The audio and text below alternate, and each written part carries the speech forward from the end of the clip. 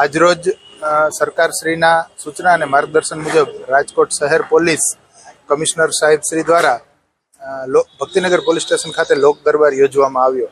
આ લોક દરબારનો ઉદ્દેશ્ય અને એના પરિણામો એવા હોય છે કે પોલીસ અને પ્રજાની વચ્ચેનું અંતર ઘટે, તેમજ રાજકોટ પોલીસ કમિશનર સાહેબ શ્રી દ્વારા દર મહિને એક પોલીસ સ્ટેશનમાં લોક દરબારનું આયોજન કરવામાં આવે છે, જે અનુસંધાને આજરોજ ભક્તિનગર પોલીસ સ્ટેશનમાં આયોજન કરવામાં આવેલ।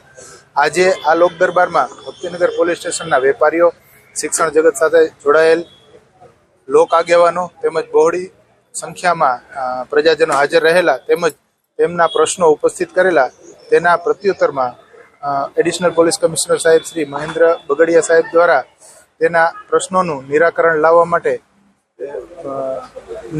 પ્રયત્નો અને તેના કરેલા પ્રયત્નોની જાણકારી આપવામાં આવેલ।